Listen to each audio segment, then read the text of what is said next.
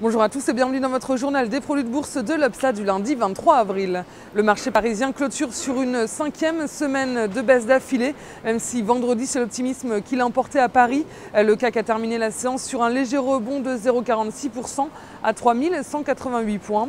Sur l'ensemble de la semaine, le retour des craintes récurrentes en zone euro et des statistiques macroéconomiques ont pesé sur la tendance.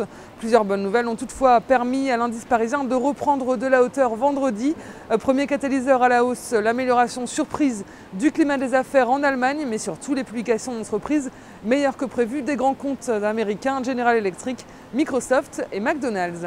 Du côté des valeurs, les bancaires fortement attaqués toute la semaine dernière ont finalement rebondi vendredi. BNP Paribas gagne 3,68%, Société Générale reprend 3,47%, Crédit Agricole gagne 2,27%.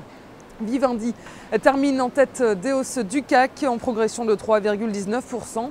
Selon Figaro, Vincent Bolloré a annoncé qu'il pourrait monter à 5% du groupe de médias et télécommunications.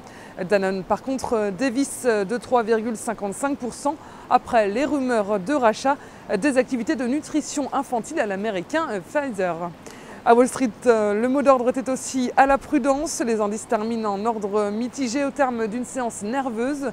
Le Dow Jones termine à plus 0,50% et le Nasdaq lâche 0,24%.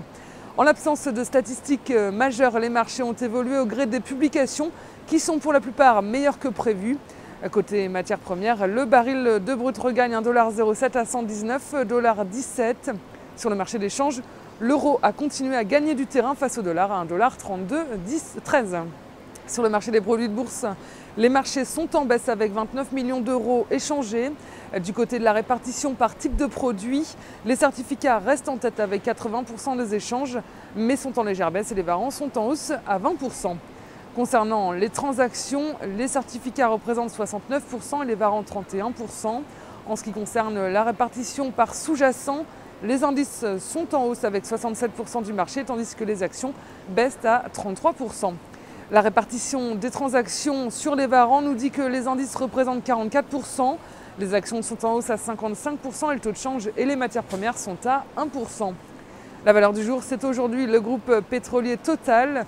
Graphiquement, les cours se rapprochent de la zone de support horizontal à 34,70 €, tandis que le RSI journalier présente des signaux d'essoufflement via la formation d'une divergence haussière, visait un rebond technique de court terme vers 39,40 € et 40 €.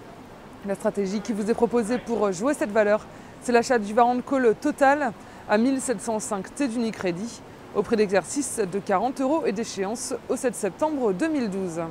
Voilà, c'est tout pour aujourd'hui. Bonne journée et à demain.